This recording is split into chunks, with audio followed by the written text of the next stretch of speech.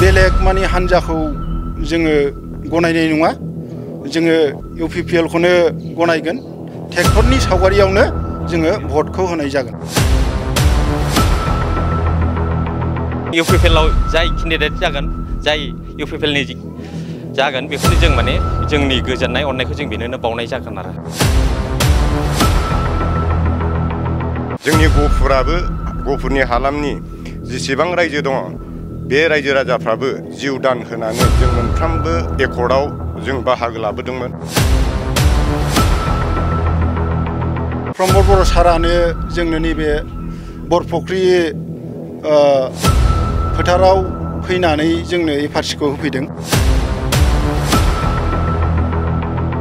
थारैनो बे समाव मख'नांगोन जे BTC काउन्सिल बिसायख'थिया गेजेराव आरो माखासेल' सान दंसै दा बेनि सिगांनो सनितपुर बिश्वनाथ गहपुरनि माखासे माने बर' गामि माखासे माने गामि ओनसोलाव दानिफ्रायनो प्रमद बर'नि दैदेननाय UPPL राजखान्थि दोलोनि स्ल'गान होनाय एबा लं लिभ एबा UPPL राजखान्थि दोलोखौ मदद होनायनि स्ल'गाना रिंखांहांबाय आरो बेखौ नोजोर होनानै फिन आरोबाव माखासे रायजो राजाफ्रा बे समाव थुबुर जादों एबा जों माखासे जोंनि बड'लेण्ड बुब्लिनि अनसुंनाय हाबाफारिनि गेजेरजों ओनसोलनि रायजो राजाफ्रा जे माबायदि साननानै दं जे BTR गोजोन गोरोबथानि गेजेरजोंनो जे गहपुर ओनसोलनि गोबां गामिफोरा सनितपुर ओनसोलनि गोबां गामिफोरा सनितपुर बिश्वनाथपुरनि गामिफोरा BTR नि सिङाव हाबसोनायनि थाखाय बेसेबां गोजोननाय दङ लोगोसे फैबाय थानाय जा BTC काउन्सिल बिसायख'थि बे BTC काउन्सिल बिसायख'थियाव बेसेबां बिथांमोना साखाफारा आरो माबे राजखान्थि हान्जाखौ बिथांमोना मदद होगोन जोंनि अनसुंनायनि गेजेरजों जों बे समाव मिथिहोनो नाजानि आरो बे समाव जोंनि बड'लेण्ड बुब्लिनि अनसुंनायनि हाबाफारियाव गोबां माने बे समाव बाहागो लाफैदों आरो बे समाव मिथिगौ दे गोबां BTR नि राजखान्थिनि दैदेनगिरिफ्रा दिनै गहपुर ओनसोलाव फैनानै गोबां राजखान्थि फोसावदिं मेल फोसावबाय होननानै बे समाव जों मिथिना मोननाय जादों आरो बेखौ लानानै दान्थे बिदान्थेबो खालामनाय जादों थारैनो बैफोरबायदि राजखान्थि दैदेनगिरिफ्रा बेफोरबायदि फोसावदिं मेल लाफैनायनि उनाव रायजो राजाफ्रा बिथांमोननि सायाव मा फोरमायगोन मा अजद खालामगोन बिथांमोनखौ मदद होगोन ना माबोरै साननानै दं जों बिथांमोननिफ्राय जों बे समाव मिथिनो नाजागोन आरो बे समाव जों केमेरा पार्सनखौ जाखिनि जोंनि अनसुंनाय हाबाफारियाव बाहागो लाफैदों दिन्थिग्रोनो थाखाय आं बे समाव खावलायबाय जों आरो नोंथांमोननो मिन्थिहोनो नाजागोन बिथांमोना मा फोरमायो जेराव गोलाव बोसोरनि गेजेराव हाग्रामा महिलारि बिथाङा सरकार खुंबोदोंमोन बै समावबो बिथांमोना BTR नि सिङाव माब्ला गामि हाबसनगोन बेखौ बिथांमोना मिजिंथिना दंमोन नाथाय हाबसनाखै एबा सोसनाखै आरो गोबां बे BTR गोजोन गोरोबथाखौनो केस होदोंमोन आरो माब्लाबाबो बे गहपुर ओनसोलनि गामिफोरा BTR आव हाबसना होननानैबो गोबां राजखान्थिनि दैदेनगिरिफ्रा बाथ्रा बुंदोंमोन नाथाय बैफोरबायदि बुंनाया दिनै जाफुङासै जे 100% दिनै BTR नि गाहाय मावफुं सोद्रोमा प्रमद बर' बिथांनि दैदेननायाव BTR आव गोबां माने बर' गामिफोरा हाबफैबाय आरो बेबायदिनो दिनै जों गहपुरनि मोनसे गामि जाम्फैगुरि होननाय मोनसे गामियाव जों दंफैयो आरो बे जाम्फैगुरि गामिनि रायजो राजानि गोसोनि बाथ्राखौ जों मिथिनो नाजागोन दा बे समाव जोंनि बड'लेण्ड बुब्लियाव गिबि नोंथांमोनखौ बरायग्रोनाय जाबाय आरो बे समाव नोंथांमोना जे BTC आव हाबनो मोनबाय आरो BTC नि जा काउन्सिल बिसायख'थि बे BTC काउन्सिल बिसायख'थियावहा नोंथांमोना भट थुनो मोनसिगोन नोंथांमोना बेसेबां गोजोननाय दं आरो माबे राजखान्थिखौ नोंथांमोना मदद होगोन गिबियावनो मिडिया सारमोननिसिम गोजोन आरो मोजां हामलायनायखौ जासिग्रोबाय आङो दा बुङो गिबियावनो जोङो फैबाय थानाय नैबे जोंनि दानि फैबाय थानाय इलेक्सन जोंनि माबाखौ भटखौ ट्रेक्टर सावगारियावनो जों होनो नाजादों आरो गोदो गोदायनिफ्रायनो जोङो नैबे गामिखौ जोङो 40 बोसोरसो जाबाय भटखौ होबोगासिनो बिदिनो कंग्रेसनो होलाय BPF नो होलाय सोरनोबा BJP नो होलाय माबानो गणेश कुटुमनो होलाय बिदिनो होबोबाय दंमोन दा बेहाय जोङो जेबो मोनाखै नैबे न'आबो जाहैबाय जों गामिनि जुबकनि एसे थाखा फैसा खांलायलायनानै लुनाय नैबे मन्दिराबो गामिनि माबायावनो आइजोफोरनिफ्राय महिलाफोरनिफ्राय आरो गागिनिफ्राय एसे खांलायलायनानै बुथुमनानै जों बे मन्दिरखौ लुदोंमोन दा फैयै जोङो बेखौनो लुगैदों जिथुनाखि जोंनि गहपुरसिम बिटिआरआ हाबफैबाय जेला दा जोङो बिराद गोजोननाय मोनदों। गोदो गोदायनिफ्राय जोङो उपेन ब्रह्मनाथनिफ्राय जोङो बेखौनो हास्थायदोंमोन, बेखौनो लुगैदोंमोन जोङो। दिनै जोङो सायखारै जोङो बिटिआरखौ जोंनि गहपुरसिम मोनफैनो हानायखाय जोङो जोंनि गामिनि मानसिफ्रा मोजाङै मोजां बहुद मोजां मोनदों।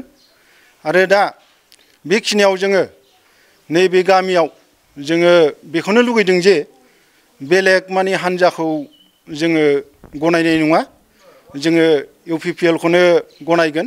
ट्रेक्टरनि सावगारियावनो जोङो भटखौ होनाय जागोन।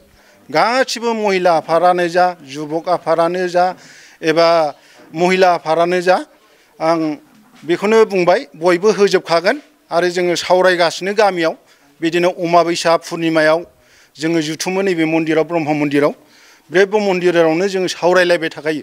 जिथुनाखि बिटिआरआ मोजाङै मोजां जोंनि गहपुरसिम मोनफैबाय जेला जोङो बेखौनो जों नाजाबाय थागोन, बिटिआरजोंनो लोगोसेनो थाफाबाय थागोन होननानै जोङो हास्थायदों आरो दा बेखिनियानो।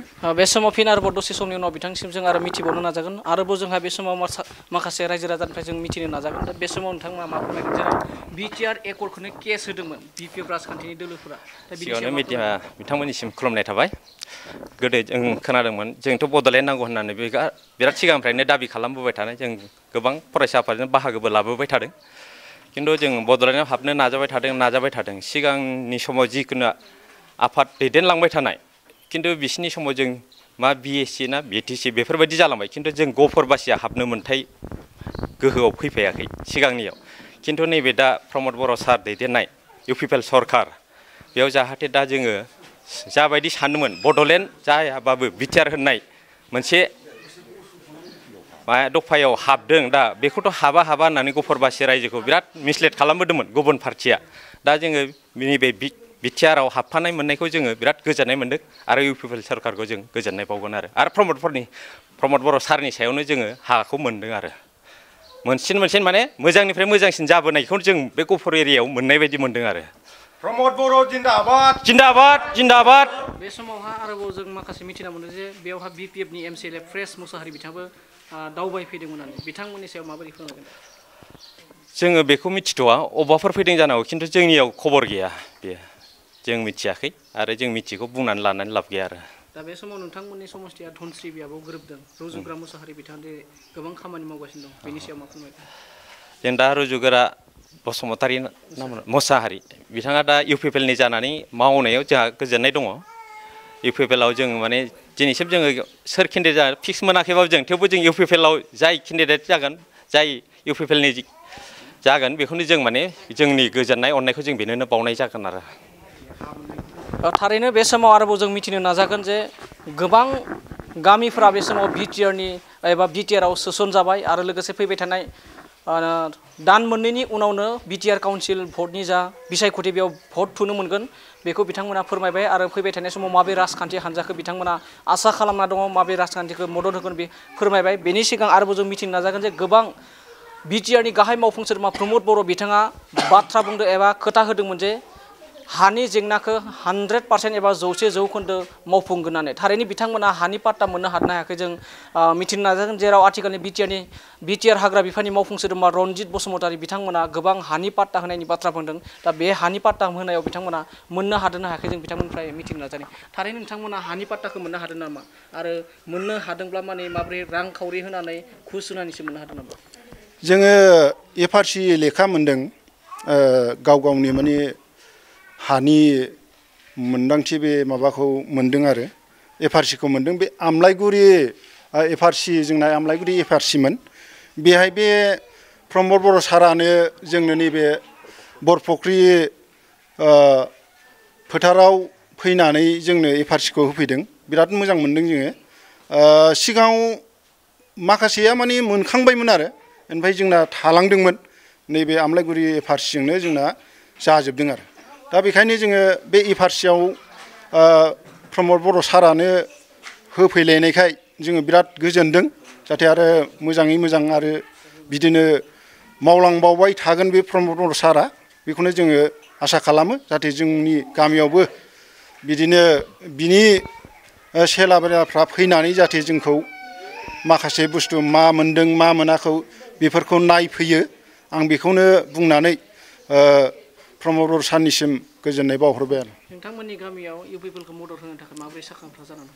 साखाफारायाथ' जों गासिबो साखाफारा जोब महिलाफ्राबो साखाफारा जेरावबो जोङो पार्टियाव होआ जिथुनाखि दा ट्रेक्टरनि सावगारि होन्दों बे ट्रेक्टरनि सावगारियावनो जोङो गासिबो जुबकआनो होन महिलायानो होन एबा गागि आफादानो होन गासिबो बेयावनो होगोन होननानै जोङो रायज्लायबाय थागासिनो आरो बावैसो नै दाख्लैसो जोङो बे जोंनि एफआरसि माबा सिङावनो जों सावरायखांबाय आरो माबायाव इउपिपिएलआवनो होगोन होननानै। थारैनो नोंथांमोना जे बिटिआरआव भट होनो मोनसिगोन आरो बिटिआरआव हाबसननो मोनबाय धनस्रि बियाबाव बेसेबां गोजोननाय दं आरो मा फोरमायगोन आरो माबोरै साखाफारा जाना दं नोंथांमोनाबो?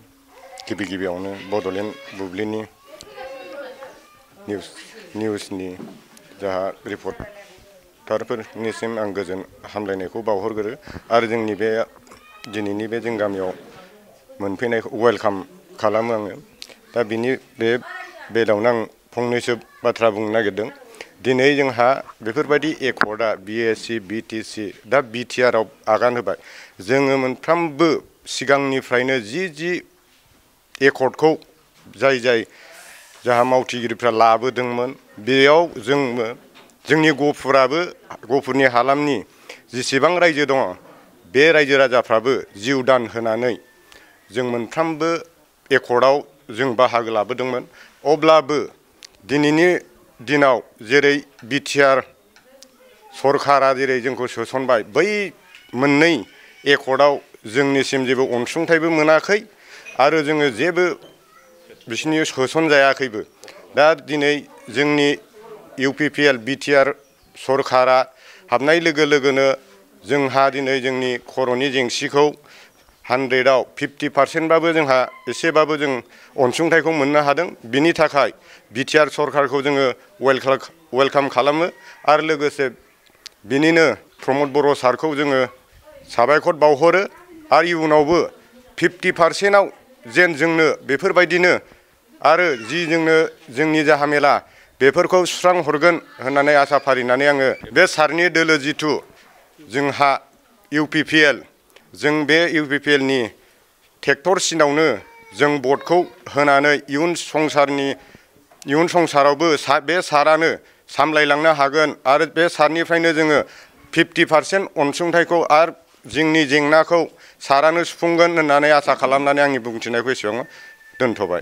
थारैनो बे समाव बिटिआरआवल' हानि मोनथायखौ मोननो हादों बे नङा, गहपुर ओनसोलावबो गोबां रायजो राजाफोरा हानि जेंनाखौ सुस्रांजानानै एबा सुस्रांना होनायखौ बिथांमोना फोरमायदों आरो बे समाव जों नोंथांमोननो एबा जोंनि बड'लेण्ड बुब्लि साफ्रोमबो नायगिरि बिथांमोननो जोंनि बे अनसुंनाय हाबाफारिनि गेजेरजों जा बिटिआरआव गासै 61 गामिया हाबदों बे 61 गामिनि रायजो राजानि गोसोनि बाथ्राखौ जोंनि बड'लेण्ड बुब्लिनि साफ्रोमबो नायगिरि एबा रायजो राजाफोरनो जों मिथिनो नाजागोन आरो जोंनि बे अनसुंनाय हाबाफारिया बड'लेण्ड बुब्लिनि जा अनसुंनाय हाबाफारिखौ जों गहपुर हालामनि जाम्फैगुरिनि रायजो राजानि गोसोनि बाथ्राखौ मिथिहोनाया एसेनोसै। गोजोन्थों।